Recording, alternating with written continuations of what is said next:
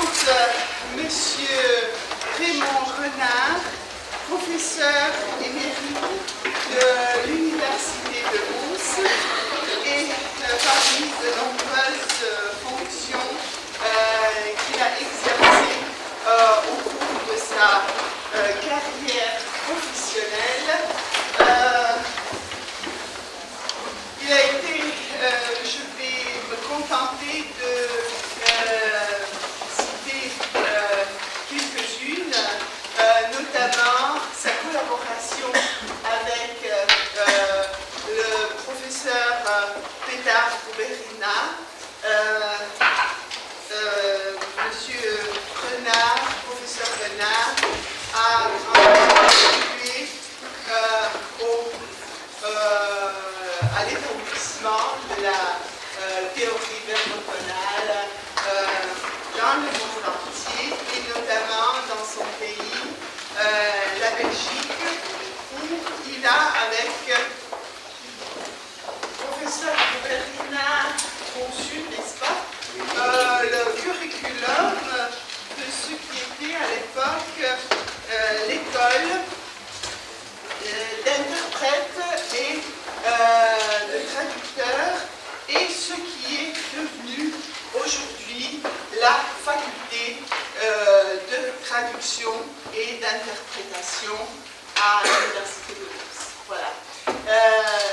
Donc, j'invite professeur Raymond Renard à vous présenter sa conférence plénière.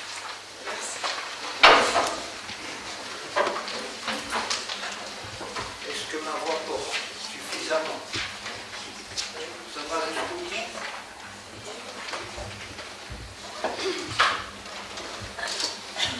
Je voudrais d'abord remercier les organisateurs. Comment ne pas répondre positivement à l'invitation de mes amis Zagreb, alors que c'est à eux que nous devons, comme vient de le dire le président, c'est à Zagreb que nous devons, à l'université de Mons, d'avoir aujourd'hui une faculté réputée de traduction et d'interprétation. Le thème de ce colloque n'est pas étranger à cette circonstance extraordinaire. Raison pour laquelle j'ai voulu y rattacher mon propos, sachant bien que nombre d'entre vous présenteront avec plus de compétences que moi les facettes multiples du problème posé. L'affectivité, la subjectivité et le langage. Trois termes, mieux vous le dire tout de suite, que je prendrai dans leur sens le plus large et le plus général. Ceci pour éviter des discussions de définition.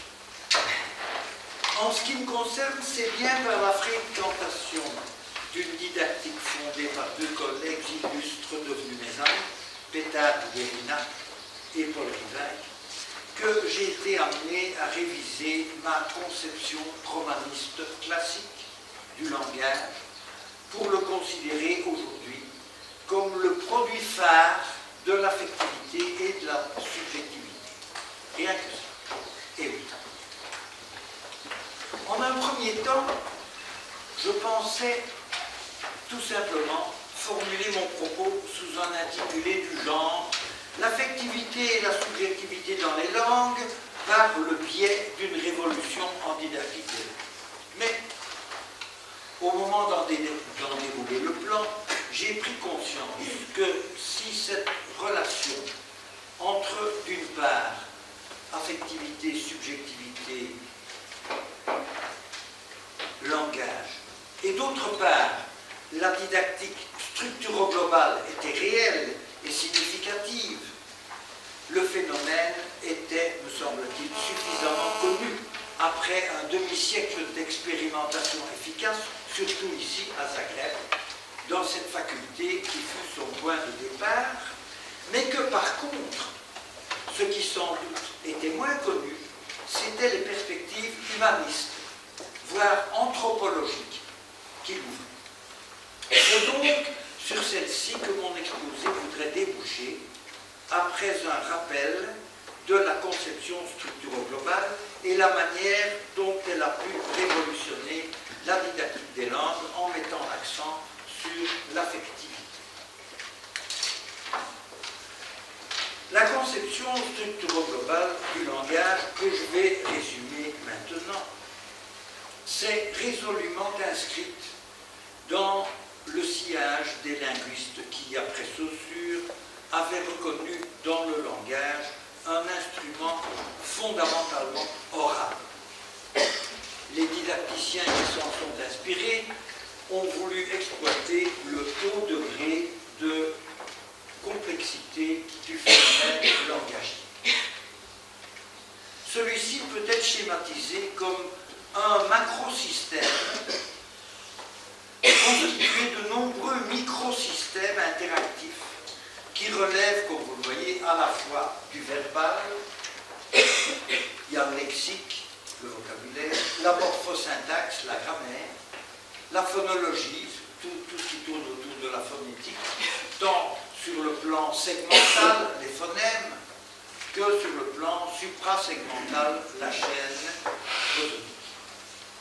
Et, bien sûr, les microsystèmes non verbaux, importants, comme nous allons voir, mimogestuels et proxémiques.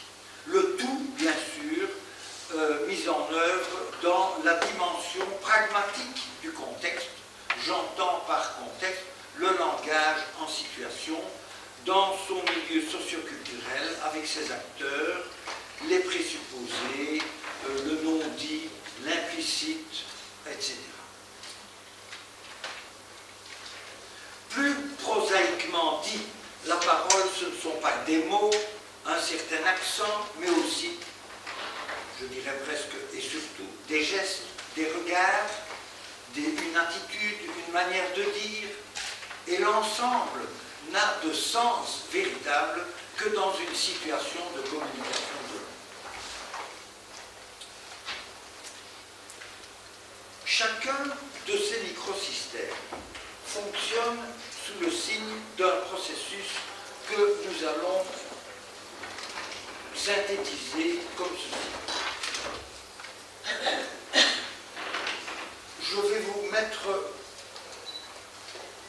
successivement toute une série de choses que je résumerai après en une seule phrase. Le premier point, c'est le rôle capital du cerveau. Tout se passe au niveau du cerveau qui est en quête de sens et qui, lorsqu'on s'exprime et que l'on parle, on a envie de faire passer un message. Celui qui écoute, bien, au moment où il écoute, il a une tendance à se poser la question, qu'est-ce qu'on raconte, où veut-on en venir, quel est le sens? Voilà, ça c'est le premier. La complexité du processus langagier, plurimodal, c'est ce que vous avez vu dans le schéma précédent, qui implique une grande redondance. Parce qu'il est évident que si vous tenez en compte le fait qu'il n'y a pas que des mots unis par des règles grammaticales, etc., mais qu'il y a des gestes, qu'il y a des regards, qu'il y a des silences, qu'il y a des haussements d'épaules, eh bien, vous devez vous rendre compte que dans ce processus langagier, il y a beaucoup trop de choses. Si je prends un seul exemple, imaginez que vous êtes en train de capter par l'image ce que je vous raconte, et puis qu'à un moment donné, vous arrêtiez l'ensemble, et puis vous dites, bon, nous allons prendre la première minute de l'exposé, et on va suivre tout cela, et qu'est-ce qu'il raconte? Quel est le sens des paroles qui nous sont données? Eh bien, vous allez vous rendre compte qu'il y a moyen d'arriver à trouver le sens selon différentes modalités. C'est un exercice que j'ai souvent fait avec des étudiants, leur disant, voilà, maintenant je coupe le son. Et vous me dites ce que la personne qui parle veut faire passer. Il y a déjà des choses qui apparaissent. Maintenant, on peut couper l'image et faire entendre le son. Il y a d'autres choses qui vont passer. Finalement, il y a beaucoup de choses qui passent. Il y a énormément de redondance. La saisie de tout cela est forcément globale. parce que tout ça se passe en quelques secondes. Le cerveau, en quête de sens, structure la globalité redondante sur la base d'indices sélectifs. Au moment où je fais passer un message, je suis en train de vous parler depuis 2 minutes pour vous faire passer une seule phrase que je vais vous donner tout à l'heure. Eh bien, il est évident que c'est parce que je me rends compte que vous n'êtes pas capable d'être attentif à 100% trop longtemps. Je crois que les Américains ont démontré que ce n'était pas plus de 8 minutes. Donc, jusqu'à présent, vous êtes censé avoir pigé tout. Mais à partir dans 1 minute ou 2, eh bien, s'il n'y a pas de la redondance dans ce que je vous raconte, eh bien, ça ne va plus passer. Et ça, c'est très embêtant parce que dès que j'en aurai terminé avec ce que je vous présente maintenant, je vais continuer à lire mon texte. Donc ça, c'est plus embêtant parce que là, il n'y a plus de geste, il n'y a plus de regard, il n'y a plus de pause, enfin, plus de temps. Bon, donc, il n'y a plus cette redondance que vous avez dans un discours oral. Le cerveau en quête de sens structure la globalité redondante sur la base d'indices sélectifs. Parfois, il suffit d'un geste et le sens est passé. Parfois, c'est le silence qui a fait que le sens est passé. Parfois, c'est un haussement d'épaules. Cette structuration, ce choix est évidemment lié au contexte, au sens général que je vous ai dit tout à l'heure. Le contexte, c'est vous, c'est ici, c'est le lieu où on se trouve, c'est le moment où ça se fait dans un colloque, voyez. Cette instantanéité de la parole la rend peu consciente. J'essaie d'éviter, parce que je connais un psychologue, j'essaie d'éviter de dire tout ça est fort inconscient, j'aime pas d'utiliser l'inconscient, pour éviter les discussions après. Mais j'ai trouvé cette petite formule, son instantanéité la rend peu consciente. Et enfin, le processus que je viens de vous donner, cette structuration d'une globalité, elle vaut pour chacun des microsystèmes et elle vaut pour l'ensemble du macrosystème.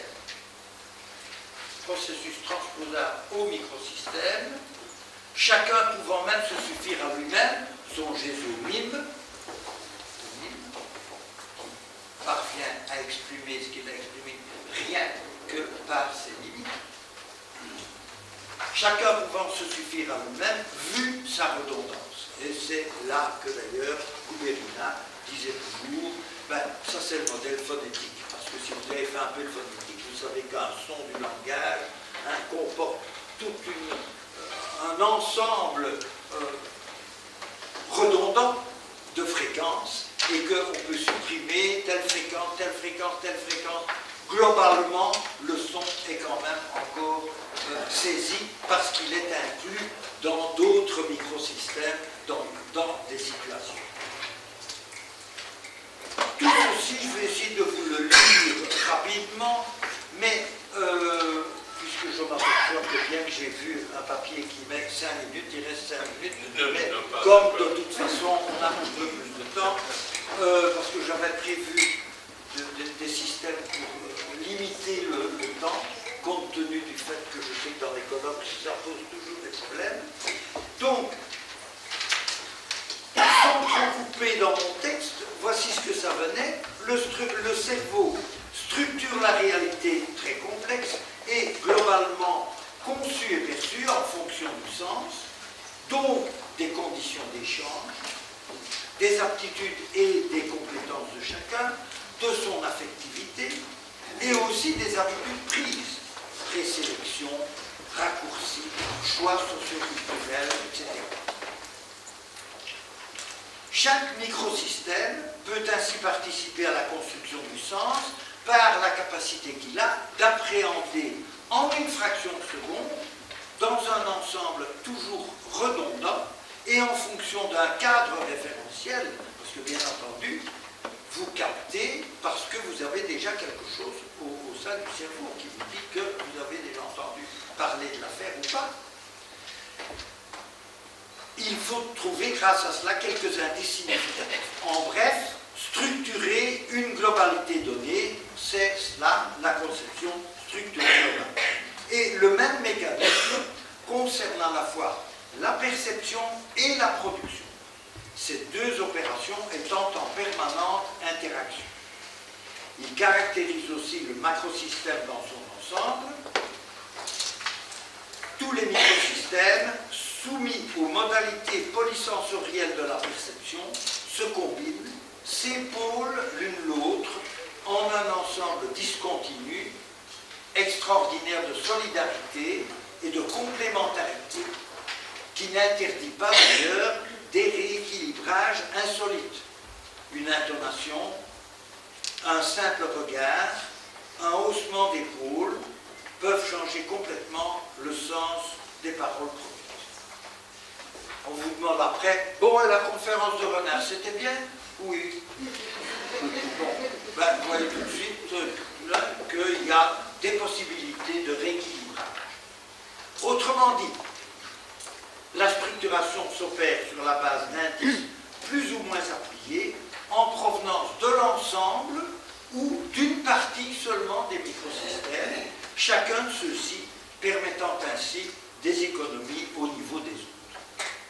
D'ailleurs, chaque microsystème peut, à la limite dans certains cas, se suffire, je vous l'ai dit, car une grande redondance les caractérise. Dans tous les cas, la structuration s'opère à partir de données limitées qui permettent une saisie au moins partielle du message.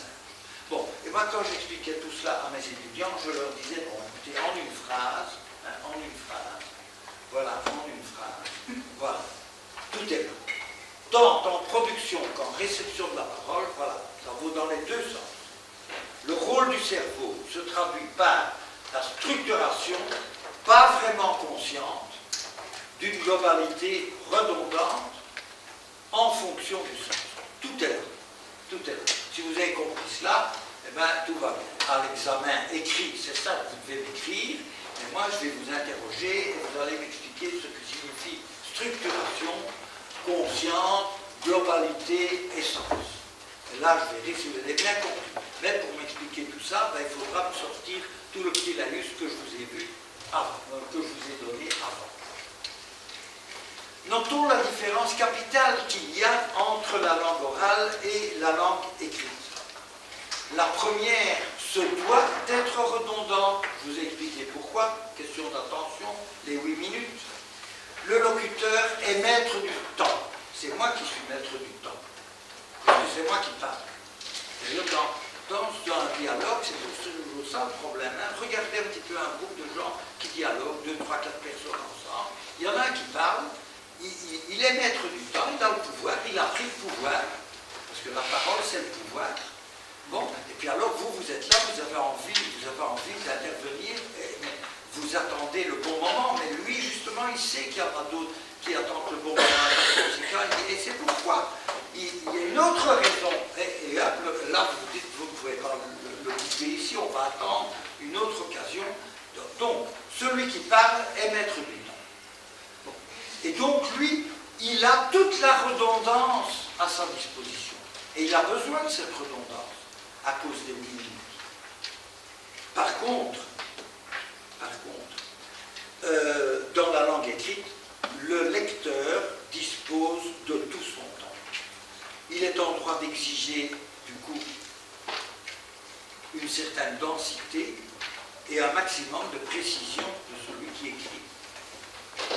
J'ai essayé de préparer un petit topo, même dont je ne suis pas tellement fier, qui essaye de résumer tout ça, qui essaye de donner une explication. C'est qu'à l'oral, vous avez une richesse excessive des possibilités. Songez, par exemple, à l'abondante richesse de la production phonétique. Hein? Les phonèmes, ils sont tous, les sons sont tous différents. Même chez un même locuteur, selon son état du moment, mais surtout chez tous les autres locuteurs, parce que tout ça dépend de quoi? Ben, de vos mâchoires, hein, de la conformité physique. Hein. Bon, cela dépend de la physiologie individuelle, des conditions psychologiques, psychosociologiques de la communication qui illustrent l'infinité possible des sons de parole. Et d'autre part, en opposition à cette redondance, vous avez cette économie de la perception. Économie parce que le problème pour chacun, c'est de se dire, oui, mais où veut-il en venir? Quel est le sens de tout cela? Et dès qu'on a le sens, ou l'impression qu'on a le sens, on est content, le reste, c'est littérature. Cette analyse a fait de la phonologie le modèle, oui, l'état de conscience. Je ne suis pas très fier de cette ligne-là. J'essayais de montrer que dès qu'on est dans l'écrit, là, c'est beaucoup plus conscient. Hein, parce qu'il s'agit de dire, est-ce que c'est le terme propre que j'utilise? Est-ce que je ne suis pas trop long? Est-ce que je suis suffisamment clair? Alors, maintenant, nous allons arriver justement, tout doucement, vers notre sujet.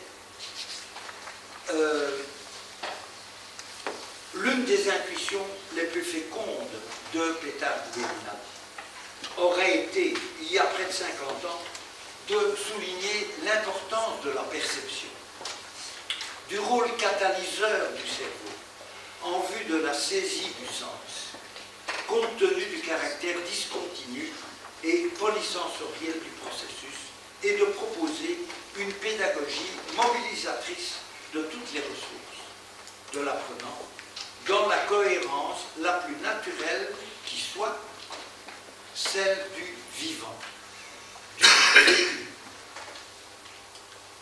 C'est d'ailleurs au vivant, au vécu, qu'il faut rattacher cet autre élément majeur de la conception structuro-globale qu'est l'affectivité.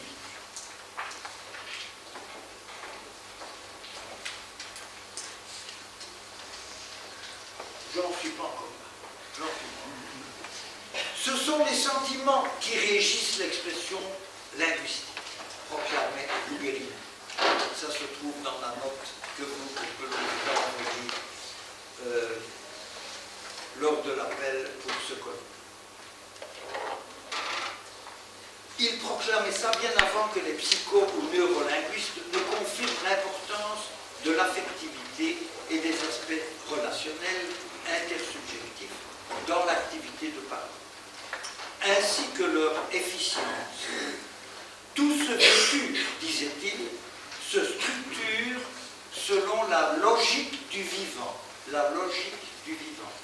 et doit donc être prise en compte. Introduire l'affectivité dans la didactique des langues, comme il le proposait, ne pouvait qu'y opérer un bouleversement considérable. L'affectivité agit sur nos jugements, nos motivations, nos représentations, notre mémoire, notre santé, notre comportement, notre imagination. Elle est le fondement de notre fraternité envers l'autre. Elle est le moteur de notre idéal, de notre engagement. Elle est la source de nos valeurs, donc la source, disons, de notre éthique.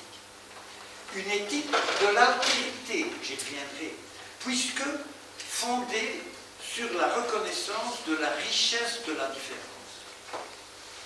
Elle légitime la subjectivité. Elle est le siège de notre moi le plus profond. Insérée dans le langage, elle lui insuffle le vécu qui le colorie de ses connotations. Il y en a d'autres que moi qui vont parler des connotations. C'est donc une petite introduction que je leur fais. Pour réaliser la relation affectivité-subjectivité d'une langage, ce dernier, le langage, nous offre deux points d'ancrage. Le premier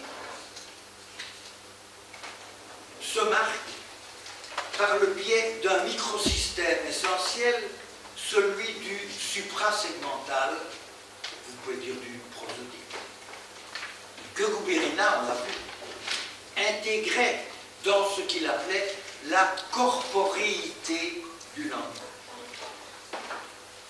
Les éléments suprasegmentaux, en simplifiant l'accent, la musique de la langue, concernent les facteurs dynamiques de la chaîne parlée.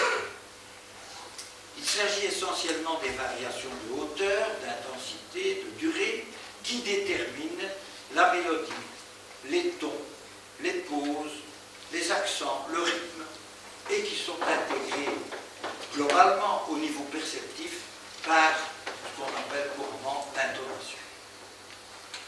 Ces éléments reposent principalement sur les fréquences basses du langage, généralement inférieures à 300 Hz, auxquelles notre corps est le plus sensible et qui sont également détectés par la conduction osseuse et par la voie vibrotactile. Ils constituent un fondement biologique stable, hautement organisé par le système respiratoire. L'intonation, écrit Kristeva, est la sémiotisation de pulsions biologiques. L'intonation est la sémiotisation de pulsions biologiques. On connaît l'étroite relation entre les facteurs prosodiques et les aspects affectifs. La colère, par exemple, modifie dans des sens divers selon les individus la hauteur moyenne du fondamental. Elle accélère le temps, que ralentissent par contre la lassitude, la fatigue, l'ennui ou le découragement. Une grande émotion entraîne un élargissement du registre fondamental, le registre fréquentiel du fondamental, ou parfois un abaissement ou un rétrécissement de ce même registre. Ça dépend des personnes. L'émotion multiplie ou allonge les groupes de souffle, modifiant le rythme et l'amplitude de la respiration. L'incertitude, elle, change la distribution du tonus cellulaire. La voix s'en trouve modifiée dans sa hauteur, son timbre, son débit, son intensité. Tous ces éléments illustrent et confirment le bien fondé de cette intuition originelle de Guberina sur le rôle fondamental si lié à l'affectivité des éléments prosodiques suprasegmentaux dans le langage. Et cela au-delà de leur fonction purement linguistique, logique, syntaxique. N'oublions pas en effet la polysémie extraordinaire, voire extravagante, dont ils dotent les énoncés, ce qui justifie l'étonnante limitation du lexique et de la grammaire de la langue courante. On imagine aisément les nombreux sens possibles du mot « oui ». Grammont a publié une étude là-dessus, il y a longtemps déjà, où il montre les 30 significations du mot « oui ». L'une d'entre elles, c'est « non ». Ou bien l'expression « et vous le vendez ». Bon, ben là, il y a un autre auteur, j'ai oublié, je crois que c'est un anglais, hein, un New Sell It, et il a, lui, décrit 64 possibilités de compréhension de cette expression, et puis son article se termine « Je n'ai pas la prétention d'avoir été exhaustif ». Il y a plus par la prosodie, je peux dénaturer le sens premier des mots que j'utilise. Tout le monde connaît cette histoire de cette parole légendaire de cet officier français à Fontenoy en 1745. Courtoisie française, messieurs les Anglais, tirez les premiers. Mais il n'est pas dit que c'est ça qu'il a dit. Hein? Il a peut-être dit, messieurs les Anglais, tirez les premiers. C'est tout à fait autre chose. Mais enfin, on m'a dit que de toute façon, il y avait intérêt à ce que ce soit l'autre qui tire le premier, on est plus à l'aise pour faire le deuxième. Bref, et ça je crois que c'est un exemple de Guberina, si vous avez l'expression, un étranger qui aurait l'expression par exemple, il arrive, je pars. Eh bien, pour autant qu'il connaisse le verbe arriver et le verbe partir, et qu'il ait une certaine maîtrise des éléments suprasegmentaux, ça lui permet de résoudre des problèmes incommensurables de grammaire constitués par le riche arsenal grammatical français, constitué par puisque, étant donné que, car, parce que, donc, alors, etc. Rien qu'à dire, il arrive, je pars. Le second enracinement de l'affectivité est intrinsèque à la langue. Il s'agit de sa fonction symbolique. À bien le considérer, notre langage, fondement de notre activité rationnelle, repose sur une base très irrationnelle, émotive, subjective, liée à notre vécu. Les poètes en témoignent, le langage symbolique est la voie privilégiée de l'affectivité. Pour illustrer toute cette charge affective que portent les mots, et en même temps pour montrer à quel point il faut se méfier des définitions littérales, codifiées, dénotées, je vous invite à vous concentrer pendant quelques secondes sur le mot sanglot. Pensez à la définition que vous donneriez si je vous disais faites-moi la définition de ce que c'est qu'un sanglot. Pour ne pas perdre trop de temps, je vais vous donner celle que donne le Larousse. Contraction spasmodique du diaphragme par l'effet de la douleur ou de la peine, accompagnée de larmes, suivie de l'émission brusque et bouillante de l'air contenu dans la poitrine. Qu'est-ce qui avait, ne fût-ce que la moitié de ce qu'il y a dans le petit Larousse? Alors la conclusion est, vous ne connaissez même pas le français à moitié. En fait, nos mots de tous les jours sont autant de symboles chargés d'une longue hérédité affective. Leur valeur s'enrichit sans cesse des données de notre vécu et de celles qui résultent de notre contact avec d'autres et qui enrichissent ces contacts.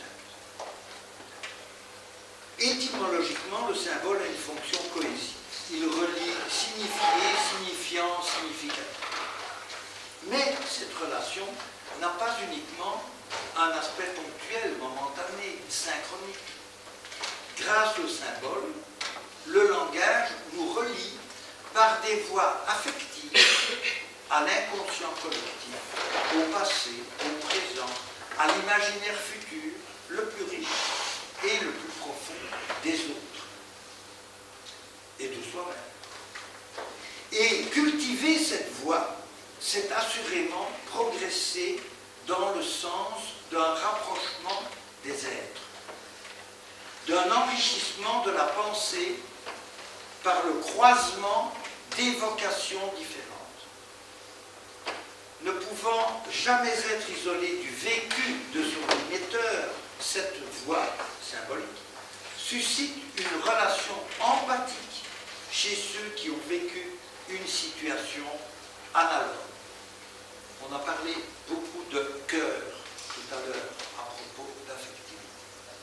En fait, la symbolisation, par son exigence de totalisation, est susceptible de permettre l'intégration en un système abstrait d'un ensemble de rapports à partir de quelques indices d'origine polysensorielle et polyexpérimentale. Elle est évocation subjective d'une connaissance intériorisée. Ignorer cela serait croire que l'on use des mots uniquement en leur sens premier, en leur dénotation, et que l'on se prive de toute leur vraie richesse connotative. Ce serait nier cette part d'inconscient qui, au travers du symbolisme inhérent à notre langage, est intégré à notre pensée, à notre identité culturelle. Ce serait nier l'existence de conduites liées à notre affectivité. Comment imaginer un apprentissage de la langue qui exclurait cette donnée? Cela aurait été le mérite des promoteurs des cours dits de Saint-Cloud Zagreb, d'en avoir fait un marqueur aujourd'hui reconnu essentiel en didactique des langues. Comme je l'ai indiqué au début de cet exposé, il me paraît évident, à un demi-siècle de distance, que la conception révolutionnaire née en ces lieux peut être considérée comme une réponse aux menaces qui pèsent de plus en plus lourdement sur les valeurs de l'humanité, sur ce qui fait par ailleurs la spécificité de la langue française, la culture de la culture, et qui constitue, nul ne le niera, un apport majeur à l'humain. L'humain, notre patrimoine. Nous assistons depuis la fin de la Deuxième Guerre mondiale à un mouvement de robotisation de l'humain, d'uniformisation de la pensée, de retour à l'absolutisation des croyances, facteur de repli identitaire et de déshumanisation des individus. Et cela avec des conséquences non négligeables pour les langues dans ce qui constitue leur essence même. Dans cette perspective, en effet, la conception dominante aujourd'hui limite le langage à ses aspects transactionnels, devenu un simple moyen de communication parmi bien d'autres. On en attend surtout aujourd'hui qu'il facilite les tractations commerciales. C'est le point de vue de l'Union européenne, en tout cas. Je vous le signale, chers amis croates. On oriente les didacticiens vers les besoins spécifiques de l'économie, par exemple en matière de centres d'appel. Ça nous intéresse énormément en Europe occidentale, qu'il y ait des centres d'appel où se trouveront des personnes qui vont travailler à peu près pour rien et qui n'ont à apprendre qu'un petit vocabulaire très limité à nos industries. Ou à des besoins de mobilité de la main-d'œuvre.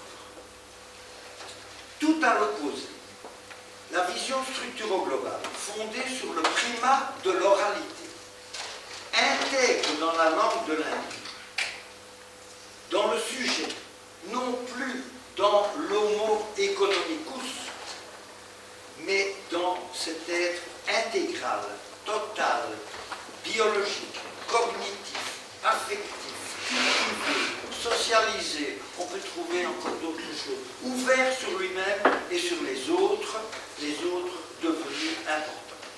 Et même très importants, si l'on admet que le défi majeur de notre société réside dans son interculturalité croissante et dans la nécessité devenue vitale de la mise en œuvre d'un bien vivre ensemble.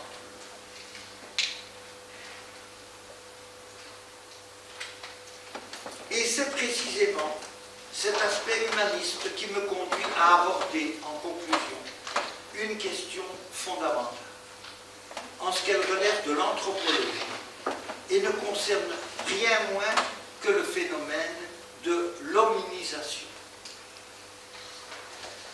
Comme nous le savons, dans la longue marche de la biosphère, l'homme est venu couronner cette évolution voici quelques centaines de millénaires. Lorsque les anthropologues tentent de caractériser les progrès de l'hominisation, depuis les australopithèques jusqu'à l'homo sapiens que nous serions, ils énumèrent comme élément significatif la station debout, liée à l'allongement des membres inférieurs, suivi de toute une série de modifications, comme le développement de la main avec pouce opposable, la transformation des mâchoires, libérant la langue dans une large cavité buccale, l'accroissement du volume du cerveau, cérébralisation qui allait permettre la pensée réfléchie, évidemment associé à l'acquisition du langage, objet même de notre colloque. Notre moyen essentiel de communication et d'expression, qu'est le langage, facteur majeur de socialisation, a été lui aussi l'objet d'une évolution, décrite d'abord sous la forme de gestes, complétés de mouvements verbaux, affinés ensuite par la mise au point de l'acuité auditive. Dans un article sur l'hominisation, Jean Piveteau cite Théard de Chardin, qui suggère, je cite, une tendance à constituer un réseau, ou pour mieux dire, un véritable organisme parcouru par une vitalité commune. Ça, c'est Théard de Chardin. Tendance liée à deux facteurs psychiques. La réflexion et l'aptitude des consciences individuelles à se rejoindre et à s'unifier. Voilà, en gros, une des visions de Théard de Chardin à propos du phénomène d'hominisation. Ne sommes-nous pas ici dans le domaine de la subjectivité la plus profonde, de l'émotion, du cœur, de l'affectivité? Les neurosciences n'en sont encore qu'au début de leur recherche. Nombreuses sont celles qui soulignent l'importance de l'affectivité dans la relation entre les processus psychosensoriels audiophonatoires et ceux de mise en mémoire et d'engrammation. Jean-Pierre Changeux, dans ce qu'il appelle sa nouvelle approche neuronale, c'est Changeux, c'est celui qui écrit un ouvrage important, L'homme neuronal. Mais maintenant, il vient de sortir, enfin, il vient en 2009 de sortir Du vrai, du beau, du bien, où il parle d'avancées épigéniques possibles de la conscience collective liées à l'harmonisation de la relation raison-émotion qui rendrait ainsi conscient ce qui ne l'était pas. Lorsque Jean Piveteau synthétise l'hominisation comme un phénomène général de transformation de la biosphère humaine, se situant au-delà de la pensée réfléchie, c'est en anthropologue qu'il pose la question suivante: en quelle mesure et sous quelle forme ce devenir mériterait-il d'être continu? Eh bien, n'est-il pas permis de présenter comme une réponse acceptable ce que Guberina appelait les valeurs de la langue parlée, celles de l'être communicant, essentiellement relationnelles parce que consubstantielles de l'affectivité, celles par lesquelles l'humain peut progresser dans ce qui semble singulariser son parcours éthique. Qui ne voit l'apport potentiel de cette conception au vivre ensemble, devenu indispensable dans un monde livré au chaos des intégrismes et des fondamentalismes? Comme l'écrit Julio Murillo, la parole est aussi et d'abord la manifestation d'un être ensemble d'êtres humains. L'enrichissement lié à l'insertion du langage dans la logique du vivant pourrait un jour être considéré, je le crois, comme un progrès sur la voie de l'hominisation, dans la mesure où la conception rénovée de la langue, caractérisée par son extension fonctionnelle socialisante, aurait amené l'homme, animal social, à revitaliser les fonctions langagières originelles et par-delà à valoriser toutes les ressources de son affectivité. Ce qui n'aurait été autre, résume Julio Murillo, que de doter les langues de leur plein statut anthropologique. Merci donc aux organisateurs de ce colloque de l'avoir focalisé sur l'affectivité et la subjectivité. Retrouver les fondements de l'humain, la primauté de l'esprit est, j'en suis convaincu, l'un des défis majeurs de notre temps. Je vous remercie de votre attention.